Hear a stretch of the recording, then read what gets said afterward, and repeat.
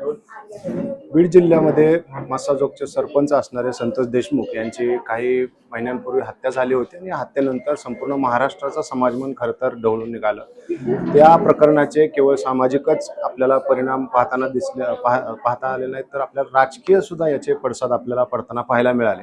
या सगळ्या प्रकरणामध्ये खरं तर आता कोर्टामध्ये हिअरिंग सुरू आहे आणि अशातच आता या सगळ्या प्रकरणावरती बीड फाइल्स नावाचा एक सिनेमा येतोय आणि या सिनेमाची सगळी टीम आपल्यासोबत आहेत। माझ्यासोबत निर्माते आहेत, तृप्ती देसाई आहेत, दिग्दर्शक आहेत आणि त्यांच्याशी आपण संवाद साधणार आहोत। आणि नेमकी हा चित्रपट बनवण्याची आजच त्यांनी घोषणा केली, बरोबर ना? आजच पोस्टर लॉन्च केलं।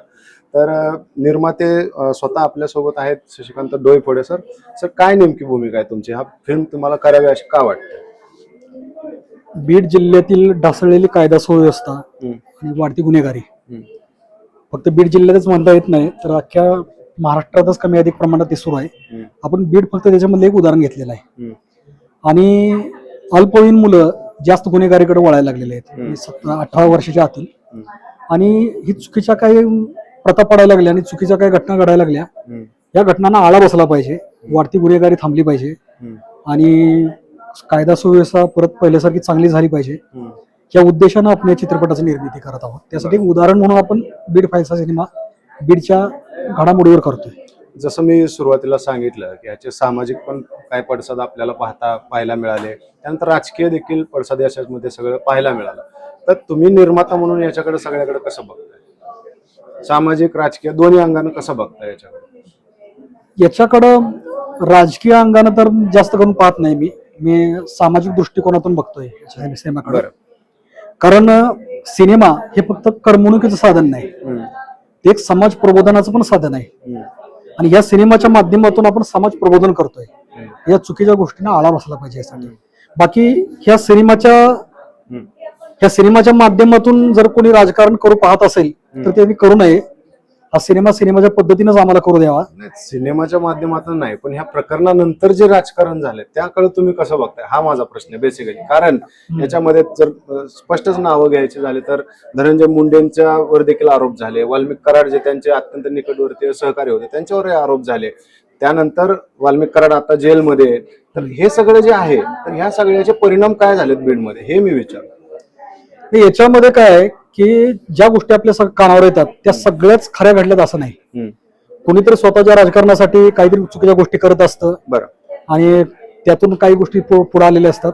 पण आपण या सिनेमाच्या माध्यमातून वास्तविक खरं काय होतं ते जास्तीत जास्त दाखवण्याचा आपण प्रयत्न करतो। बरं, या सिनेमामध्ये तुमचा नेमका निर्मात्यापुरताच रोल मर्यादित की आणखी काय करताय? मी फक्त निर्माता म्हणूनच करतोय, कारण तुम्ही आधी सिनेमा केलेले आहेत, त्याच्यामध्ये वेगवेगळे रोल केलेले आहेत म्हणून निर्माता म्हणूनच आहे। पण आमच्या सिनेमाचे दिग्दर्शक गणेश शिंदे यांना जर वाटलं की एखादा रोल मी करावा आणि त्या कॅरेक्टरसाठी जर मी बसत असेल तर ते निवडतील मला। बरं, आपण त्यांच्याशी संवाद साधूयात। आणि लेखन कुणी केलेलं या सिनेमाचं, काय कसं चालू त्या गोष्टी आपण नाही, त्या गोष्टी आपण आत्ताच ओपन करत नाही, नाहीतर आमच्या लेखकाला जाऊन काही लोक काढतील, त्यांना करतील। बरं, मगाशी तुम्ही प्रेस कॉन्फरन्स मध्ये सांगितलं की जाती धर्माचा देखील तुम्ही समन्वय साधण्याचा या चित्रपटाच्या माध्यमातून प्रयत्न केला। हा, ऍक्च्युली काय झालं होतं की जे बीडचं प्रकरण झालं होतं हाय लेवलला होतं, त्यावेळेला मराठा आणि वंजारी समाज याच्यामध्ये वाद लावण्याचा खूप प्रयत्न झाला, खूप लोकांनी प्रयत्न केला। आणि वस्तुस्थिती अशी मांडण्यात आली वस्तुस्थिती की मराठा विरुद्ध वंजारी आहे। आणि खरं तर 2% लोकांच्या मध्ये वाद आहेत, त्या 2% लोकांच्या वादामुळे 98% लोकांना त्रास होतो। म्हणून या सिनेमाचा निर्माता मी वंजारी समाजाचा आहे, पण मी दिग्दर्शक घेताना मराठी समाजाचा गणेश शिंदे यांना घेतलं।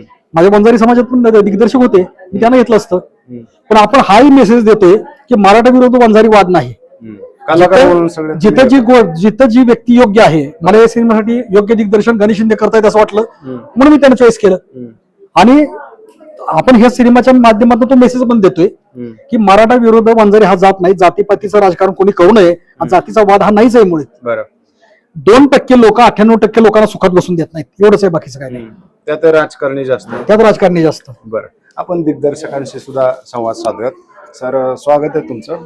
नमस्ते. आता जसं मी यांच्याशी बोललो की हे जे प्रकरण आहे सामाजिक राजकीय दृष्ट्या खूपच गांभीर्यानं पाहिलं गेलेलं आहे. मीडियामधून देखील खूप सगळी चर्चा झाली आहे. तुमच्याकडे जेव्हा ह्या सिनेमाचं ऑफर आली तर तुम्ही काय विचार केला? कारण हे प्रकरण तसं अजूनही सुरू आहे कोर्टात आणि जेव्हा अजून कोर्टामध्ये निकालही आले नाही तेव्हा तुम्ही सिनेमा बनवण्याचं पोस्टर वगैरे लॉन्च केलं. त्यामुळे ऍक्च्युली सिनेमा करायच्या वेळेस काय झालं, मीच त्यांना तो विषय सांगितला आणि ते म्हटले की मी निर्मिती करतो. ऑलरेडी मला एक निर्माता होता ऑलरेडी मगरपट्ट्यातला. ते म्हणजे मला सिनेमा करायचा आहे, पण त्यांना म्हटलं की बीड फाईल करायला नको आपण, कारण की म्हटलं सर तुमचं बजेट 8-9 कोटी रुपये तर आपण हिंदी सिनेमा करू. आणि नंतर मी डॉक्टरना विषय बोललो, मग ते म्हणले नाही मी सिनेमा करतो. म्हटले तुम्ही डायरेक्शन करा. आणि नंतर मी विचार केला हा बीड फाईल करताना म्हटलं आपल्याला खूप अडचण येणार असेल. पहिली अडचण सेन्सरला तर येणारच, दुसरी अडचण म्हटलं की आपल्याला ह्याच्यावरती बऱ्याच धमक्या येणार सगळ्या गोष्टी. मी ताईंना बोललो आणि मी विचार केला, ताईकडे पाहिलं एक लेडीज असून एक झाशी राणीसारख्या लढतात, तर म्हटलं आपण जर सिनेमा करताना जर आल्या अडचणी तर फेस करू आणि करू प्रयत्न, काय ती होईल ती जाईल. म्हणून हा करायचा प्लॅन केला आणि आता करतोय. मी मगाशी विचारलं तसं अजून हे जे प्रकरण आहे हे कोर्टात आहे, कोर्टात त्यामुळे आहे. अजून आपण काय कोणाला दोषी नाही ठरवू शकत नाही. नाही. आणि आपण मग या सिनेमातलं तुमचं कन्फ्युजन काय असणार, मेसेज काय द्यायचा? सिनेमातून ह्याच्यामध्ये प्रेम प्रकरण दाखवलंय. बीडमध्ये झालेल्या काय प्रेम प्रकरणाची हत्या झाल्या, हत्याकांड झालं, मारहाण झालं. म्हणजे असं एकच प्रकरण नाही की वाल्मिक कराडचं तेच घेऊन सिनेमा करतोय. 5-6 प्रकरण घेऊन आपण तो सिनेमा करतोय. आणि आता हे म्हटलं तर हे प्रकरण न्यायकक्षेत आहे, पण आम्ही ह्याच्यातून शेवट असा वेगळा प्रकार दाखवतो की जेणेकरून की न्यायाच्या चौकटीमध्ये पण बसला पाहिजे, सेन्सरच्या चौकटीमध्ये बसला पाहिजे आणि लोकांना पण आवडला पाहिजे. या सगळ्या यंत्रणा करून हे गोष्टी तयार करून आम्ही ही गोष्ट करू. मग तुम्ही जे प्रकरण आता 5-6 प्रकरणांचा तुम्ही उल्लेख केला, म्हणजे 5-6 प्रकरण सगळी गुन्हेगारीशी संबंधित आहेत. गुन्हेगारी प्रेम प्रकरण आलं, गुन्हेगारीशी संबंधित आहेत. मग ते सगळे वाल्मिक कराड आणि ह्या सगळ्या टोळीशी संबंधित आहेत. बाकीच्या अनेक गोष्टी आहेत त्याच्यामध्ये, अशा नाही की वाल्मिक कराडच आहे. त्याच्यामध्ये प्रेम प्रकरण आहे, त्याच्या अगोदरच्या 3-4 वर्षापूर्वी झालेल्या हत्या आहेत. ह्या गोष्टी एकत्र करून हा सिनेमा करतो. बरं. आणि ह्याच्या अगोदर आम्ही बीड सुरुवातीला एक 7-8 वर्षापूर्वी किती प्रकारे चांगलं होतं, किती लेवलचं होतं, त्या पण गोष्टी दाखवल्या त्याच्यामधून. बरं. आणि याच्यातून चांगला मेसेज देण्याचा प्रयत्न पण केला. दिग्दर्शकांनी आता सांगितलं की तुमच्याकडे फुल राईट्स दिलेले आहेत त्यांनी. बरोबर. मग आता कलाकार वगैरे ह्याच्याबद्दल काय विचार केला? एक कलाकार तर आमच्या समोर आहेत. ऍक्च्युली काय बाकी मी जे आजपर्यंत जेवढे सिनेमा केले, एक मराठा लाख मराठा, एकदम कडक वगैरे, परत आम्ही जरांगी वगैरे, त्याच्यामध्ये माझ्या सिनेमामध्ये एक साधारण म्हटलं तर 13-14 सिनेमा असतात. आर्टिस्ट असतात मोठे मोठे दिग्गज. ह्या सिनेमामध्ये खूप मोठे आर्टिस्ट आहेत. त्याच्यामध्ये जो रोकुंदरा सुहास तो येतोय, त्याच्यासाठी आम्ही हिंदी आर्टिस्ट निवडलाय. पण त्याचं नाव जर आता केलं तर त्याला धमक्या जाणार, सगळ्या गोष्टी होणार. वाल्मिक कराडचा विचार केलाय? नाही, ते लगेच सांगू शकत नाही तुम्हाला, पण विचार केला असेल ना काय कलाकारांबद्दल किंवा हा हे कलाकार चाललेत आमची, पण अजून तो फिक्स नाही केला. असं पण होईल तो लवकरच. बरं. पण मी मगाशी सांगितलं राजकीय दृष्ट्या पण खूप हे प्रकरण चर्चेत होतं. चर्चेत सो आता याच्यामध्ये धनंजय मुंडेंवरती देखील आरोप झाले, कारण वाल्मिक कराडचे आका ते आहेत अशा पद्धतीचे आरोप झाले. याच्यामध्ये धनंजय मुंडे दिसणार आहेत? धनंजय मुंडे दाखवायचं ना, ऍक्च्युली पटकथीवरती आम्ही बसतोय. ते निर्मात्यामुळे दाखवायचं, पण मी म्हटलं अजून कायद्याच्या चौकटीमध्ये कशा प्रकारे बसते वगैरे त्यानुसार प्लॅनिंग चालू आहे आमचं. कारण वाल्मिक कराड तुम्ही दाखवणार, वाल्मिक कराड तर आहे, बरोबर, 100% आहे, बरोबर. मग धनंजय मुंडेवरती आरोप झाले, मग तुम्ही त्यांना दाखवणार आहे की नाही दाखवणार? नाही, ते काही दिवसानंतर तुम्हाला कळेल. बरं. लेखन कधीपासून होईल? आता हे एकदा दाखवा, पोस्टर पूर्ण झालेले दाखवा. काय तुम्हाला दाखवायचं या पोस्टर मधनं जरा एकदा सांगा. सिनेमातून आवडली पवन चक्की दाखवली, होणारा हत्याकांड दाखवलाय, त्याच्यामध्ये वाळू माफी आहे, बरेच प्रकार आहेत त्याच्यामधून दाखवण्याच्या गोष्टी केल्यात त्याच्यात. तर आपण बघतोय की दिग्दर्शकांनी त्यांची भूमिका सांगितली, पण ते स्पष्टपणे अजून काही बोलत नाहीत की धनंजय मुंडे त्याच्यामध्ये असणार आहेत नसणार आहेत. त्यांच्या रोल बद्दल त्यांचं काही दाखवलं नाही. खरं तर त्याच्यावरती खूप सगळे आरोप प्रत्यारोप झालेले आहेत धनंजय मुंडेंवरती. परंतु वाल्मिक कराड हा सध्या आतमध्ये आहे, वाल्मिक कराड मात्र या चित्रपटामध्ये दिसणार आहे. म्हणजे त्याच्याबद्दल अजून त्यांचं काही चर्चा चालू आहे. आपल्यासोबत तृप्ती देसाई देखील आहे. तृप्ती देसाईंनी या सगळ्या प्रकरणामध्ये वाल्मिक कराडांवरती देखील गंभीर आरोप केले होते आणि या प्रकरणामध्ये त्यांनी चांगला पाठपुरावा केला होता. ताई, तुमच्याशी आम्हाला संवाद साधायचा आहे. तुम्हाला रोल ऑफर केलेला आहे, काय तुमचा रोल आहे? बीड फाईल्स खरं तर संतोष देशमुखांची ज्या वेळेला हत्या झाली आणि आपण बघितलं असेल की वाल्मिक कराड आणि त्याची टोळी किंवा परळीमध्ये झालेले इतर हत्याकांड किंवा वेगवेगळी प्रकरणं जी आहेत गुन्हेगारीशी संबंधित, यांचं किती मोठं रॅकेट होतं आणि कशा पद्धतीनं यांनी प्रकरणं जी आहेत ती राजकीय वजनाने जी आहे ती दाबली किंवा याच्यामध्ये अनेक पोलिसांचाही सहभाग होता. तो पोलिसांचा सहभाग सुद्धा पुराव्यासहित मी बाहेर काढलेला होता. वाल्मिक कराड जेव्हा अनेक दिवस फरार होता, म्हणजे पहिल्यांदा असं टीव्हीवर झालं की एखादं प्रकरण 100 दिवस चाललं, दुसरं प्रकरणच टीव्हीवर नव्हतं, आणि ते म्हणजे जे संतोष देशमुखांचं प्रकरण होतं. आणि त्यामध्ये मग धनंजय मुंडेंना सुद्धा राजीनामा द्यावा लागला. वाल्मिक कराडला सुद्धा मारण्याचा जो कट होता तो कशा पद्धतीनं त्याला मारू शकतात आणि हे प्रकरण संपू शकतं या संदर्भात सुद्धा मी आवाज उठवलेला होता.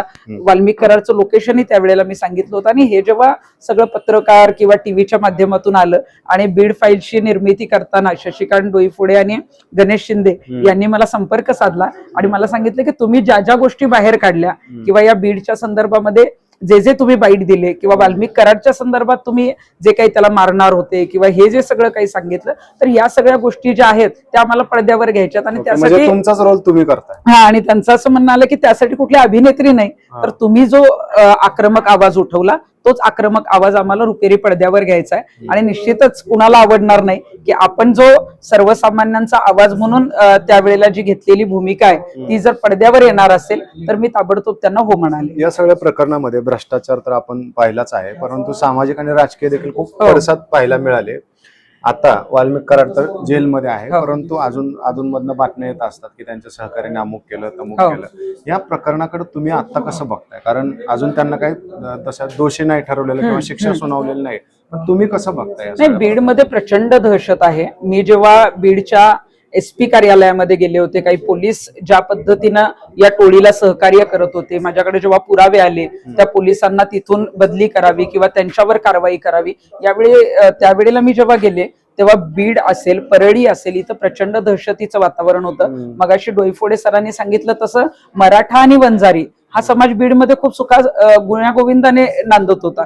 परंतु जेव्हा हे प्रकरण बाहेर आलं तेव्हा मराठा आणि वंजारी असा जो काही भेदभाव तिथे जातीमध्ये झालाय त्याच्यामधून जे आहेत ते अनेक वाद आता व्हायला लागलेले आहेत. तर याच्यातून हा संदेश द्यायचा आहे की एकतर जी गुन्हेगारी घडली ती गुन्हेगारी बीडमध्ये जी घडली तशी फाईल किंवा तशा गुन्हेगारी होऊ नयेत किंवा तसे अल्पवयीन गुन्हेगार जे आहेत ते यापुढे घडू नयेत.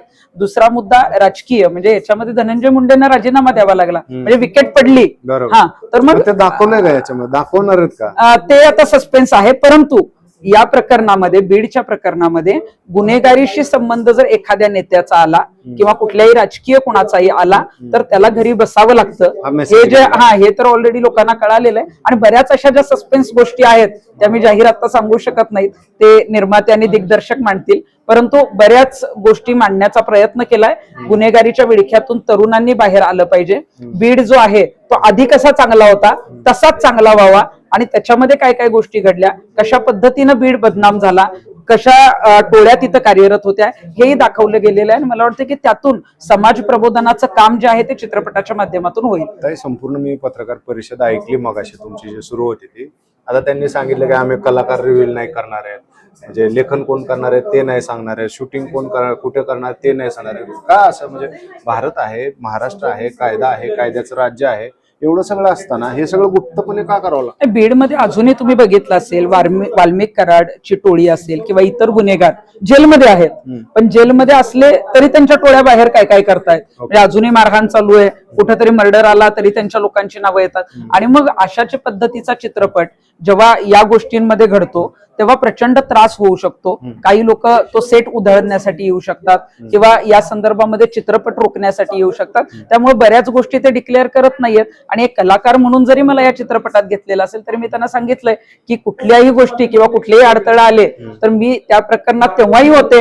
आणि अशा काही अडचणी आल्या तर तृप्ती देसाई तुमच्या बरोबर आहेत, त्यामुळे कुठल्याही अडचणी पुढे येणार नाही. माहित द्या त्यांना. मी जो त्यांना प्रश्न विचारला तोच तुम्हाला पण आहे. आता तुम्ही तुमच्या बोलण्यामध्ये अनेक, म्हणजे असं तुम्ही पण बोलताना स्पष्टपणे उघडपणे खरं तर बोलत नाहीये, पण लोकेशन बद्दल तुम्हाला सिक्रेसी ठेवावी लागते, लेखक कलाकार ह्यांच्याबद्दल तुम्हाला सिक्रेसी ठेवावी लागते. महाराष्ट्र आहे, कायद्याचं राज्य आहे. नाही, बरोबर आहे, कायद्याचं राज्य आहे. पण काय ऍक्च्युली गोष्ट लिहितो म्हटलं तरी पहिल्यांदा हा सिनेमाचा मेन आत्मा म्हटलं जातं ना, मग त्यांच्यावरती बर्डन येऊन या गोष्टी सहज होऊन त्यासाठी म्हटलं लगेच ओपन करायला नको काही गोष्टी. बरं, आर्टिस्ट जरी म्हटलं तर ह्या भूमिकेसाठी एक आम्ही आर्टिस्ट पण निवडले, त्यांची बोलणं पण झाले, सगळ्या गोष्टी झाल्या. झालं. पण उद्या त्यांना जर धमक्या गेल्या किंवा काय गेल्या तर ते चांगला रोल आहे ते करायचं सोडून ते नाहीच करणार. आता मध्यंतरी ते खरात फाईल्स झाले खराब फाईलचं काय ते त्या प्रकरण वेगळं होतं, एका व्यक्तीवरती होतं. आपण हे नाही, पण त्यांच्याही बाबत असं झालं ना काहीतरी, त्यांना धमक्या वगैरे आल्या असं सांगितलं, ते दीपाली आले. सय्यदने सांगितलंय. ऍक्च्युली तो विषय पण मीच घेतला तर मग काय अडचणीमुळे मी करू शकलो नाही सिनेमा. तुम्हाला धमक्या वगैरे आल्या की काय? नाही त्या सिनेमासाठी नाही, आता इथून पुढे येतील का नाही माहित नाही ना, आले तर त्याला फेस करायला लागणारच आहे. बरं, हे शूटिंग केले कुठे जाते. करणार आहे काय? हे शूटिंग आमचं सातारा, सांगली, कोल्हापूर त्या साईड लावली. बरं, आणि कधीपर्यंत हा सिनेमा तयार होईल? शूटिंगला अजून 6 महिने लागतील. थिएटर पर्यंत त्याला सिनेमा 6 महिने. तयार. हा, 6 सहा महिन्यामध्ये महिन्यामध्ये होईल. 6 महिन्यामध्ये सिनेमा तयार होईल. 2027 2027 मार्च पर्यंत, एंडिंग पर्यंत आमचं चाललंय. मार्च किंवा एप्रिल मध्ये रिलीज करायचं चाललंय. तुम्ही बीडचे आहेत का? नाही, मी बीडचं नाही. ओके, हा. मग तुम्ही तिथं जाऊन बघितलं कसं आहे ते काय सर्व आहे पाहिलं. आता सध्या? हो. बरं अभ्यास तर करायला लागणार नाही, सिनेमा करतोय म्हणजे सगळ्या गोष्टी माहिती पाहिजे. बरं, तर सिनेमाच्या टीमसोबत आपण गप्पा मारल्या, त्यांच्याकडनं या सिनेमाचा पुढचा प्रवास कसा असणार आहे हे आपण जाणून घेण्याचा प्रयत्न केला. खरं तर वाल्मिक कराड अजूनही दोषी ठरलेला नाही आहे, जेलमध्ये आहे. परंतु आता हा सिनेमा येतोय ना, आता या सिनेमाच्या माध्यमातून अनेक कॉन्ट्रोव्हर्सी समोर येण्याची शक्यता आहे. कारण जर आपण बघितलं तर या प्रकरणामध्ये धनंजय मुंडेंचं देखील नाव आलं होतं, त्यांच्यावरती आरोप झाले होते, वाल्मिक कराडवरती त्यांचाच हात आहे असं सांगण्यात आलं होतं, आणि त्यानंतर धनंजय मुंडेंना राजीनामा देखील द्यावा लागला. त्यामुळं आता या सिनेमात नेमकं काय काय आहे हे आता रिलीज झाल्यानंतरच आपल्याला समजणार आहे. तुझा थांबूयात आपण इथं. धन्यवाद.